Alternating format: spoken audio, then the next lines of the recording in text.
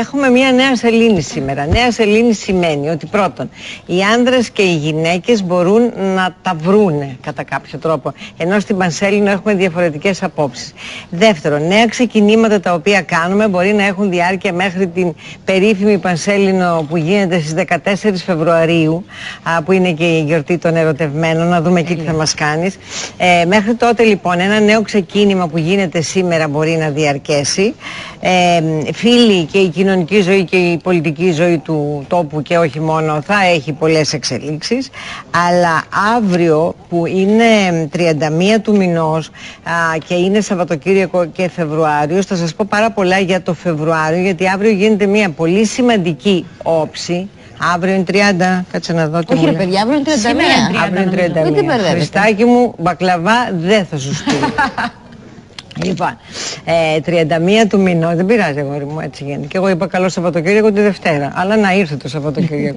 Λοιπόν, αύριο λοιπόν, επειδή αρχίζει και ο Φεβρουάριος με το Σαββατοκύριακο, θα σας πω, υπάρχει μια όψη η οποία σημαίνει ότι ό,τι γίνει αύριο, ό,τι αποφασιστεί, είτε είναι σε οικονομικό, είτε είναι σε συναισθηματικό, θα το ξαναδούμε πάλι μέσα στον Απρίλιο. Άρα είναι πολύ σημαντικές και οι αυριανές προβλέψεις, μαζί με αυτές που προσπαθήσετε να κάνετε νέα ξεκινήματα, τα οποία όμως θα σας συμφέρουν, γιατί είναι ζώδια τα οποία πρέπει να κάνουν νέα ξεκινήματα, παραδείγματος χάρη Κρυοί, Δίδυμοι, Ζυγοί, Λιοντάρια, Τοξότες, αλλά θα πρέπει να προσέχουν τα νέα ξεκινήματα, Ταύροι, Σκορπιοί, Λιοντάρια επιμέρους. Είναι λοιπόν το νέο ξεκίνημα θα πρέπει να φροντίσουμε να είναι τέτοιο το οποίο να αποδώσει, όχι να κάνουμε μια επιπόλαιη κίνηση όπως αυτό τον καιρό που κάνουμε υπερβολές οι οποίες δεν μας οδηγούν σε επιτυχία. Έτσι λοιπόν, για εσάς τους Κρυούς, είναι μια πολύ καλή νέα σελήνη. Σημαίνει ότι μπορεί να κάνετε ένα νέο ξεκίνημα το οποίο έχει άμεση σχέση με τον σύντροφό σας ή τους συνεργάτες,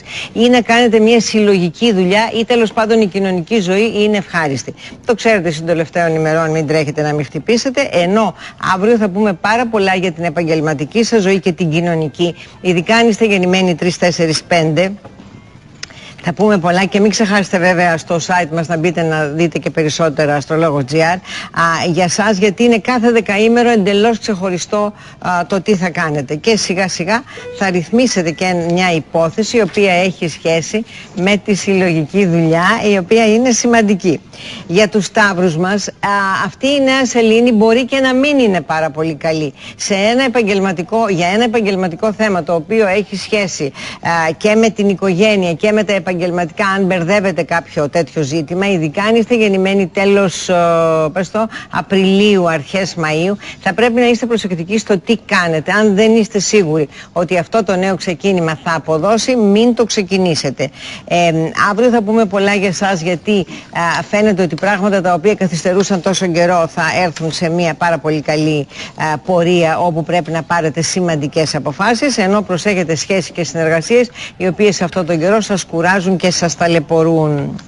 Για τους διδύμους εξαιρετική αυτή η νέα σελήνη για γραπτά, εάν ασχολείστε με πνευματικές εργασίες, αν έχετε ταξίδια, αν πρέπει να κάνετε συμβόλαια. Και από τώρα σας λέω ότι επειδή 6 Φεβρουαρίου ο Ερμής γίνεται ανάδρομος σχεδόν για ένα μήνα μέχρι 2 Μαρτίου και εσάς τους διδύμους σας αγγίζει ιδιαίτερα, ό,τι έχετε να κάνετε, κάντε το τώρα, είναι πάρα πολύ σημαντικό. Για όλα σχεδόν τα δεκαήμερα δεν επηρεάζονται άσχημα. Βεβαίως εσείς του Μαΐου έχετε το πρώτο χέρι, αλλά και εσείς των τελευταίων ημερών. Άρα λοιπόν αυτή την εβδομάδα μέχρι 6 του μηνός, αν είναι να υπογράψετε συμβόλαια, συμφωνίες και οτιδήποτε έχει σχέση με το εξωτερικό ή με πνευματικές εργασίες, πρέπει να τις προωθήσετε. Οι καρκίνοι μας με αυτή τη νέα σελήνη θα μπορούσαν δυνητικά να ρυθμίσουν ένα οικονομικό θέμα ή έχουν έννοια για ένα οικονομικό θέμα. Δεν ξέρω αν είναι εξαιρετικά καλή αυτή η νέα σελήνη για σας για τα οικονομικά, ειδικά αν είστε γεννημένοι το τέλος Ιουνίου.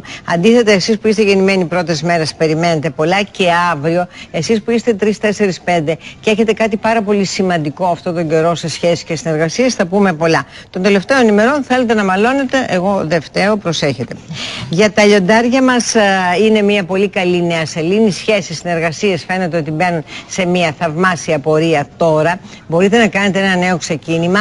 Αν είστε γεννημένοι το τέλος Ιουλίου, θα δείτε ότι αυτό που ξεκινάτε τώρα μπορεί να αποδώσει μέσα στο καλοκαίρι κατά τον καλύτερο τρόπο που δεν περιμένετε εσείς.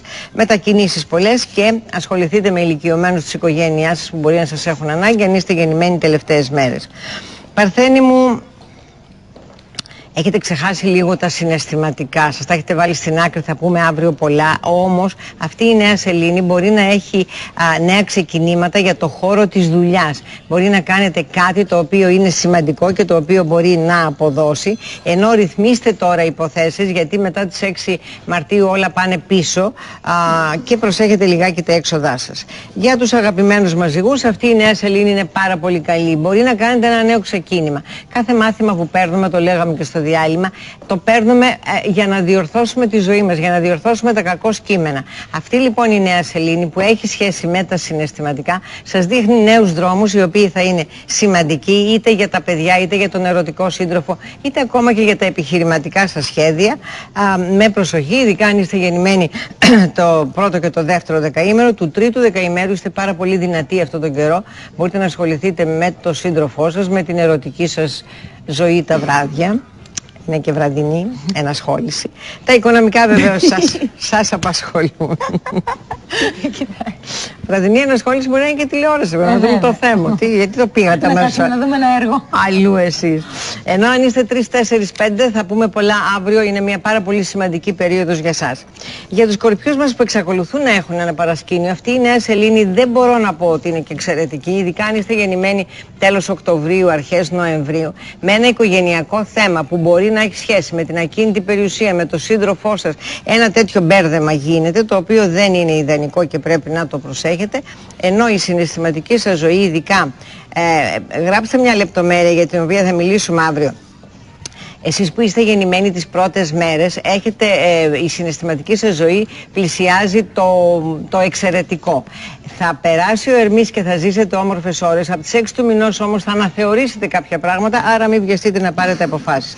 Τοξότες μου, ιδανικά είναι, τόσο καιρό σας έλεγα ότι είστε λυπημένοι και θλιμμένοι. Τώρα λοιπόν κάνετε ένα νέο ξεκίνημα. Μπορεί να έχει σχέση με το εξωτερικό, μπορεί να έχει σχέση με πρόσωπα του περιβάλλοντός σας. Γενικότερα όλος αυτός ο μήνας είναι ιδανικός για σας για να αλλάξετε τη ζωή σας. Αν είστε τέλος Δεκεμβρίου, όχι λάθος, αν είστε τέλος Νοεμβρίου, αρχές Δεκεμβρίου, κάτι εξαιρετικό συμβαίνει τώρα, μια αλλαγή την οποία θα τη δείτε το καλοκαίρι και πραγματικά δεν θα πιστεύετε στα μάτια σας. Πάρτε και ένα λαχείο, δεν ξέρω αν είναι λαχείο, αλλά είναι κάτι πάρα πολύ καλό το οποίο μπορεί να σας συμβεί από τώρα, αλλά και θα το δείτε στο τέλος Ιουλίου με αρχές Αυγούστου να προωθείτε. Των τελευταίων ημερών είστε σε μια πολύ καλή φάση, ενώ αν είστε γεννημένοι τις 2 πρώτες μέρες, προσοχή, κάποιο λάθος κάνετε.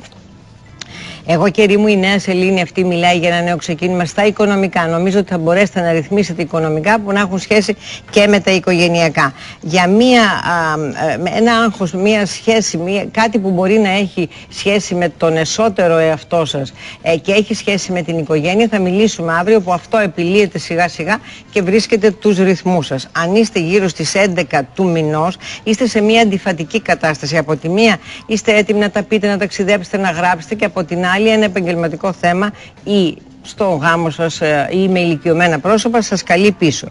Και τελειώνουμε με τα ψαράκια, τα οποία θα έχουν... Τον υδροχόη, τον είπα. Ο υδροχόης ήταν αυτός. Δεν τον είπα. Τον είπα. Αυτόν δεν έλεγα. Αυτός ήταν. Ναι. Εντάξει. Να επαναλάβω ότι η νέα σελήνη αυτή είναι πάρα πολύ καλή για σας. Μπορείτε να κάνετε ένα νέο ξεκίνημα, μπορεί να μην είπα των πρώτων ημερών ή των τελευταίων ημερών, είστε σε μια πάρα πολύ καλή φάση.